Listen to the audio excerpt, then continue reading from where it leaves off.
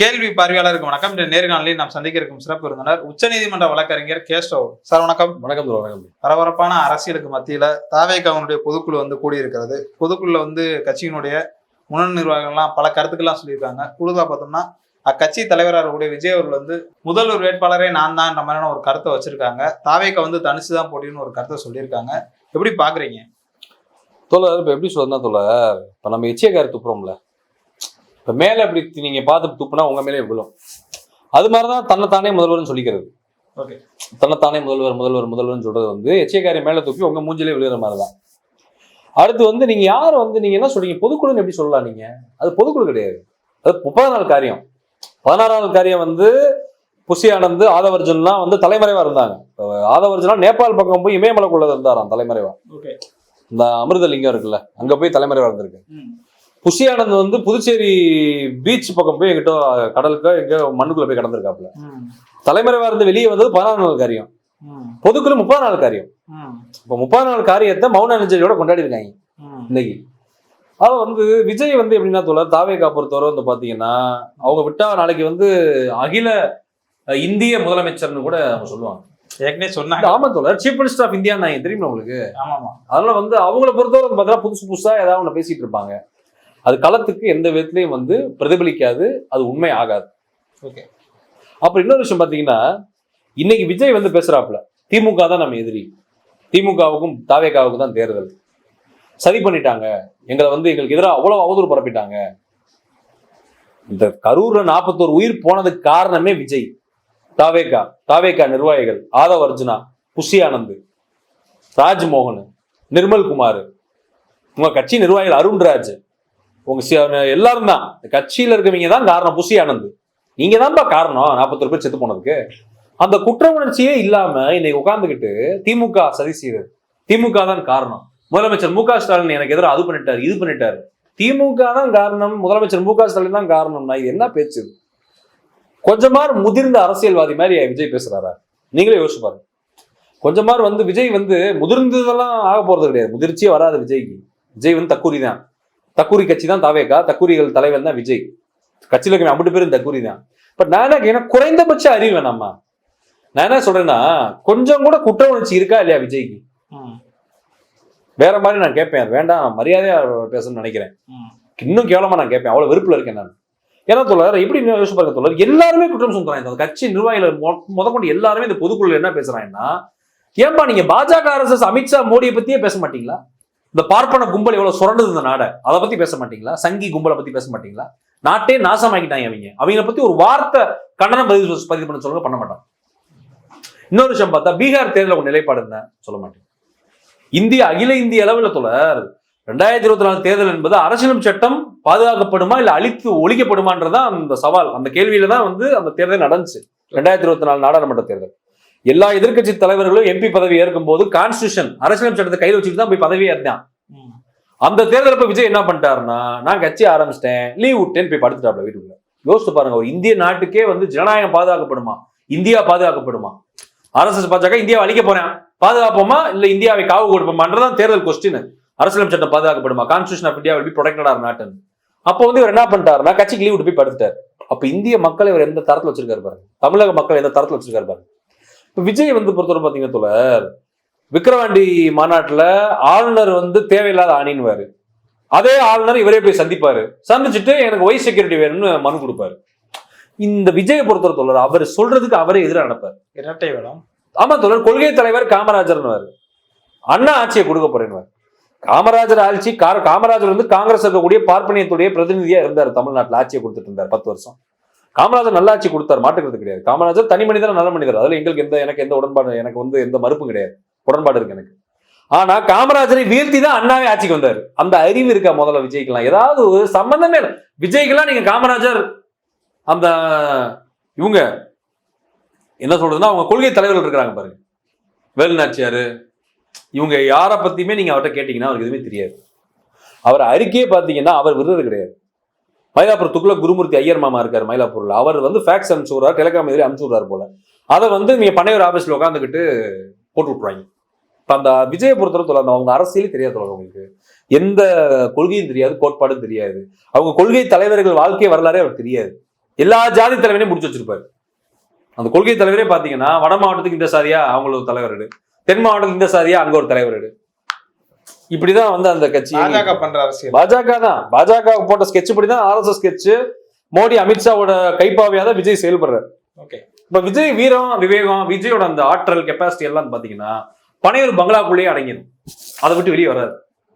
இப்ப எப்படின்னா தோழர், RSS பாஜகவோட வேட்டை நாய் தான் விஜய். அந்த நாயெல்லாம் பாத்தீங்கன்னா வேட்டையாடுற நாயெல்லாம் டக்குன்னு நீங்க அந்த கயிறை அவுத்து விட்டீங்கன்னா வெளியே வந்து குதறி கடிச்சு போட்டு போய் வீட்டுக்குள்ள போய் படுத்துக்கும். அதே மாதிரிதான் பனையூர் பங்களா அப்படி எடுத்துக்கோங்க. விஜய் வெளியே வருவாரு, திமுக குதறுவாரு, திமுக முதலமைச்சர் மு க ஸ்டாலினை குதறுவாரு, துணை முதலமைச்சர் உதயநிதி ஸ்டாலினை குதறுவாரு, திமுக தொண்டர்கள் திராவிடத்தை குதறுவாரு, குதறிட்டு வீட்டுக்குள்ள போய் படுத்துக்குவாரு. விஜய் வந்து பாஜக RSSோட வேட்டை நாய் தான். அன்னைக்கு CBI வீட்டுக்கு போனேன், போலீஸ் வீட்டுக்கு போறேன், எல்லாம் போறான் இல்ல, ஏன் பதறி அடிச்சு அப்படியே நீலாங்கர வீட்டுல இருந்து கிளம்பி எப்படி ஓடி பனையூருக்கு ஓடுறீங்க? ஓடுறீங்க, உங்களுக்கு பயம் இருக்குல்ல? இப்ப என்னென்ன தோழர், RSS பாஜக கிட்ட சிக்கனவன் கொலநாசம் சர்வநாசம் அழிஞ்சு ஒழிச்சு நாசம் ஆகிறாங்க. பாஜக RSS சிக்கனவன் பிறவி முழுக்க அடிமையா தான் இருக்கணும். ஓகே, எப்படின்னா இப்ப விஜய் அங்கதான் சிக்கியிருக்காரு. இப்ப CBI வழக்கு மாறினது, உன் குடும்பி வந்து பாஜக RSS மோடி அமித்ஷா கையில, உன்னைய ஒழிக்காம விட மாட்டேன். தோழர் SIR வந்து நீங்க உனக்கு விருப்பம் இருந்தா எதிர்கட்சியா இருக்க, நீ கட்சி தான் தமிழ்நாட்டுல அனைத்து கட்சி கூட்டம் நடத்துறாரு முதலமைச்சர் ஸ்டாலின், உனக்கு அழைப்பு கொடுத்தாரு. பூச்சி முருகன் தோழர் போய் அழைப்பு கொடுத்தாரு, எங்க பனையூர்ல போய் அழைப்பு கொடுத்தாரு. விஜய் கட்சி வாங்க, தாவேகா வாங்க, உங்க கருத்தை SIRக்கு எதிராக பதிவு பண்ணுங்கன்னு கூப்பிடுறாரு. நீ என்ன பண்ணணும், ஒண்ணு வந்து அதுல கலந்துக்கிட்டு உங்க கருத்தை பதிவு பண்ணணும். அது வந்து திமுக சரி பண்ணுது. எல்லாமே திமுக திமுக திமுக கக்கூஸ் போறதுல இருந்து நைட்டு தூங்க போறது வரைக்கும் திமுக தான். விஜய் பொறுத்தவரை, தாவேகா பொறுத்தவரை. அப்ப ஒன்னால முடியல, SIR கூட்டத்துக்கு வர முடியலன்னா நீயே ஒரு கூட்டத்தை கூட்டு, அனைத்து கட்சி கூட்டத்தை கூட்டு இந்த மாதிரி பண்ணுங்கப்பான்னு வழி சொல்லு. SIR எப்படி எதிர்ப்போம்பா, SIR எதிர்ப்பேன்ற, SIR எதிர்க்கிற தமிழ்நாடு அரசோட வந்து நிக்க மாட்டேன், முதலமைச்சர் மு க ஸ்டாலினோட நிக்க மாட்டேன். அப்ப எவ்வளவு ரெட்டை வேடம் பாருங்க. ஏன்னா அவங்களுடைய மாஸ்டர் வந்து அமித்ஷா, மோடி, RSS, BJP, துக்ளக், குருமூர்த்தி, மயிலாப்பூர் ஐயர், அவங்களுக்கு ஆதரவாக தான் வேலை பார்ப்பாரு. இப்ப நான் என்ன சொல்றேன்னா, இப்ப SIR வந்து எவ்வளவு பெரிய பேராபத்து தமிழ்நாடு யோசிச்சு பாருங்க. நீங்க அந்த ஆபத்தை நீங்க ஏன் எதிர்க்க மாட்டீங்க? விஜய் அதுக்கு எதிராக சண்டை போடுற இடத்துக்கு டெல்லியில போய் போராடுங்க. எதுவுமே அவர் பண்ண மாட்டார். அவரை பொறுத்தவரை வந்து சந்தர்ப்பவாத அரசியல், அவரை பொறுத்தவரை வந்து RSS பாஜகவோட கைக்கூலியா செயல்படுறாரு. விஜய்கிட்ட வந்து நம்ம வந்து அரசியல் பேசுறதுக்கு எதுவுமே கிடையாது. இப்ப வந்து பாத்தீங்கன்னா இன்னைக்கு வந்து பாத்தீங்கன்னா திமுக தான் வந்து களமாடுது. முதலமைச்சர் மு க ஸ்டாலினும் துணை முதலமைச்சர் உதயநிதி ஸ்டாலின் தான் பாஜக RSS மத்திய அரசோட எல்லா திட்டங்கள், சதிகார திட்டங்கள், ஆசகார திட்டங்கள் இதெல்லாம் சண்டை செய்யறாங்க. அதுக்கு உங்க பங்கு என்ன? விஜய் பங்கு, தாவேகா பங்கு என்ன? தாவேகா நிர்வாகிகள் பங்கு என்ன? ஒண்ணுமே கிடையாது. சும்மா திமுக திமுக கத்திட்டே கிடக்க வேண்டியதான். அதெல்லாம் வந்து நான் என்ன சொல்றேன்னா, விஜய் தயவுசெய்து வந்து தமிழ்நாட்டை அழிக்கக்கூடிய அரசியல் பண்ணாதீங்க, அதற்கு துணை போகாதீங்க. இல்ல இதுல ஆதவர்ஜன் என்ன பேசினாருன்னா, விஜய் எங்க தெரிச்சு ஓடினாரு, திமுக தலைவர் தான் அன்னைக்கு தெரிச்சு ஓடினார்ன்ற மாதிரி ஒரு கருத்தை வைக்கிறாரு. எங்க தெரிச்சு ஓடினா, எதுக்கு தெரிச்சு ஓடினாங்க, எந்த மேட்டர்ல தெரிச்சு ஓடினாங்க திமுக தலைவர்கள்? SIR மேட்டர்லயா? SIR மேட்டர்ல வந்து திமுக தானே தோழர் முன்னெடுக்குது. அனைத்து கட்சி கூட்டம் யாரு கூட்டினா? SIR எதிர்த்து கருத்துக்கள் யாரு பதிவு பண்ணிட்டு இருக்கா? இப்ப விஜய் எல்லாம் பாத்தீங்கன்னா தோழர் எப்படி சொல்றதுன்னா, அவர் வந்து பாத்தீங்கன்னா அவர் வீட்டுக்குள்ளேயே கிடக்காரு. SIR கணக்கெடுக்க வந்தா வீட்டுக்குள்ளேயே கிடக்காரு, டக்குன்னு கொடுத்துருவாப்ல. உழைக்கும் மக்கள் வெவ்வேறு ஊர்கள் உழைக்கிறான் தமிழ்நாட்டுக்குள்ளேயே, அவன் எப்படி போய் வீட்டுல ஆள் இல்லைன்னா போயிடுவான், அந்த எலெக்ஷன் அதிகாரி போயிடுவான். இவங்க வந்து SIR பாத்தீங்கன்னா தோழர் நல்லா புரிஞ்சுக்கோங்க, இஸ்லாமியர்கள், பட்டியல் சமூகம், பெண்கள், இளைஞர்கள், மாணவர்கள், முதல் தலைமுறை ஓட்டர்ஸ், வயதானவர்கள், ஜனநாயகவாதிகள், அம்பேத்கரை, பெரியாரிய, மார்க்சிய சிந்தனை உள்ளவர்கள், திராவிட கருத்தியல் ஆதரிப்பவர்கள், திமுகவை ஆதரிப்பவர்களை ஓட்டர் லிஸ்ட்ல இருந்து தூக்குறதா அவன் நோக்கம் பாஜக RSS. அதுக்கு தான் SIR நடத்துறான். அதை பத்தி விஜய்க்கு ஒரு இலவம் தெரியாது. SIR பத்தி A to Z ஒண்ணுமே தெரியாது விஜய்க்கு. எந்த கான்செப்டுமே விஜய்க்கு தெரியாது. சும்மா உட்காந்து அப்படி அப்பாட்டக்கிற மாதிரி பேச வேண்டியது, மேடையில வாய்கிலேயே பேசுறது, எழுதி கொடுத்து வச்சு பேசுறது. ஆனா விஜய்க்கு வந்து தமிழ்நாடு அரசு, தமிழ்நாடு மக்கள், தமிழ் நிலம், தமிழ்நாடு எவ்வளவு ஆபத்துகளை சந்திக்குதுன்றதை பத்தி எதுவுமே பேச மாட்டார். பாயாசமா பாசிசமான, ஏன்னா அவரை பொறுத்தவரை பாசிசம்னா பாயாச அளவுல பாப்பாரு அவரு. அவரை பொறுத்தவரை திமுக ஒழிக்கணும். அவருக்கு திமுகவுடைய சிறுபான்மையின பெண்கள், அதுக்கடுத்து வந்து பாத்தீங்கன்னா இளைஞர்கள், மாணவர்கள், இந்த ஓட் பேங்க் இருக்கு பாருங்க, பட்டியல் சமூக ஓட் பேங்க், இதை ஃபுல்லா பிரிச்சு கொடுக்கணும். அதுதான் அவர், அதுக்கு தான் அவர் இறக்கி விட்டுருக்காங்க பாஜக RSS, அமித்ஷா, மோடி, இந்த பகில மயிலாப்பூர் துக்ளக், குருமூர்த்தி ஐயர், இந்த கும்பல் இறக்கி விட்டதுக்கு அடிமை வேலை பார்க்கறவர் தான் விஜய். விஜய் மாதிரி ஒரு துரோகி தமிழ்நாட்டுக்கு யாருமே கிடையாது. அதாவது வந்து விஜயை பொறுத்தவரை அரசியல் என்பது ஆபத்தானது. தாவேக அரசியல், தாவேக நிர்வாகிகள் அரசியல், இந்த விஜய் அரசியல் என்பது தமிழ்நாட்டுக்கே பேராபத்து. நான் இன்னொன்னு என்ன சொல்றேன்னா, விஜய் வந்து நீயே வழி சொல்லு, இந்த மாதிரி SIR நம்ம எதிர்ப்போம், இதுவும் அதுவும் சொல்ல மாட்டேன். நீ ஏதாவது மக்கள் பிரச்சனைக்கு வந்து நிக்கிறியா களத்துல? சிபிஐ வேண்டாம், எந்த வழக்கு விசாரிக்க கூடாது சிபிஐன்னு பேசுற. இப்ப என்ன பண்ற? உன் கரூர் மேட்டருக்கு சிபிஐ தான் வேணும்ன்ற. சிபிஐ நம்பகத்தன்மை இல்லைன்னு போராட்டம் பண்ணாரு மெரினா பீச்ல. அஜித்குமார் மேட்டர் சிபிஐ கொடுக்கூடாதுன்னு எஸ்ஐடி தான் விசாரிக்கணும்னாரு. ஆனா இவரே இப்ப சிபிஐ போகணும்ன்ற. இப்ப யோசிச்சு பாருங்க எவ்வளவு பெரிய டிராமா இது. இன்னொரு விஷயம் தோழர், அவங்க கையில சிக்கிட்டார்ல. இன்னொன்னு உங்களுக்கு தெரியுமா? இன்னொன்னு எஸ்ஐடி வந்து பாத்தீங்கன்னா அவங்க இவனால இவிஎம் வச்சு ஜெயிச்சாங்க. பாஜக, ஆர்எஸ்எஸ், சங்கி கும்பல், மோடி, அமித்ஷா கும்பல் இவிஎம் வச்சு ஓட்ட தட்டி ஜெயிச்சாங்க. இப்ப வந்து எங்களுக்கு ஓட்டே வேணாம், ஓட்டுல இருக்க 50 பேரை நீக்கு, நமக்கு ஓட்டு போறேன் தான் ஓட்டு போடணுன்ற மாதிரி வேற மாதிரி வர்றாங்க. ஆர்எஸ்எஸ் ஓட தேர்தல் முறையே பார்த்தீங்கன்னா ஜனநாயகத்தை விரும்ப மாட்டான், ஓட்டை விரும்ப மாட்டான், எலெக்ஷன் சிஸ்டம் விரும்ப மாட்டான். அவனை பொறுத்தவரை அவன் எப்படி திரும்ப ஆர்எஸ்எஸ் தலைவர் எப்படி திரும்ப செலக்ட் பண்ணுவாங்க? ஒருத்தன் ஆர்எஸ்எஸ் தலைவரா இருக்கிறவன் செத்து போறப்ப என்ன பண்ணுவானா, தலானியில அடுத்த தலைவர் பேர் எழுதிடுவானா, எழுதி தலானி கடையில் வச்சு திருப்பிடுவானா.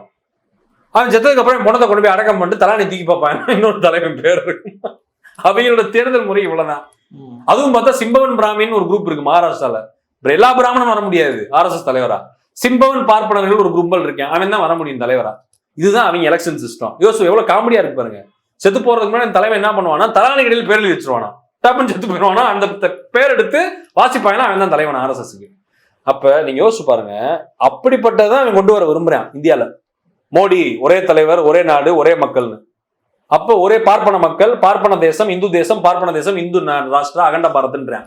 அதெல்லாம் விஜய்க்கு ஏதாவது தெரியுமா? அதனால வந்து விஜயை பத்தி பேசுறப்ப நம்ம ரொம்ப டீப் பாலிடிக்ஸ் எல்லாம் பேச வேண்டாம். இந்த ஆதவர்ஜுனாலாம் வந்து பாத்தீங்கன்னா மக்கள் சிறு பகுதி அடிப்பாங்க. எழுதி வச்சுக்கோங்க, தமிழக மக்கள் அடிச்சு ஓட ஓட விரட்டுவாங்க இந்த ஆதவர்ஜுனா, அந்த தாவேகா நிர்வாகிகள்லாம். ஏன் இன்னொரு விஷயம் பாத்தீங்க, ஆமா தோல சம்பந்தம் எல்லாம் பேசுறது, வாய்க்கொழுப்படுத்தி பேசுறது, திமிர்த்தனம் பண்ணிட்டு பேசுறது, ஏன்னா பணம் இருக்க திமிர்ல பேசுறது. இந்த ஆதவர்ஜுனா ஒரு ஆளே கிடையாது. ஏன் நான் இப்படி பேசுறேன் தெரியுமா? ஆதவர்ஜுனாவை நீ வந்து ஜென்ஜி புரட்சி பண்ணுவாங்க, அது பண்ணுவாங்க, இது பண்ணுவாங்க, ஆர்எஸ்எஸ், பாஜக, அமித்ஷா போய் சரண்டர் ஆகிற டெல்லியில போயிட்டு. நான் ஆதவர்ஜுனா மாதிரி தமிழ்ல துரோகி நீங்க பார்க்க முடியாது. அப்ப இன்னொரு விஷயம் பாத்தீங்கன்னா, நான் விஜய் ஒரு விஷயம் நான் பாராட்டேன், விஜயும் புஷியும் எடப்பாடியோட கனவுல மண்ணெல்லி போட்டாங்க. இப்ப எடப்பாடி கும்பல் வந்து இப்ப தத்தளிச்சுக்கிட்டு இருக்காங்க, செவட்டடி கொடுத்துறாங்க, துண்டை போட்டாங்க எடப்பாடியோட மேல. வந்து எடப்பாடியே பாத்தீங்கன்னா இந்த மாயாண்டி இது இருக்குல்ல ஹோட்டலு, கல்லாப்பட்டில் உட்காந்துருக்க மாதிரி தான் இருப்பாப்ல, தலையில துண்டை போட்டு விட்டாங்க.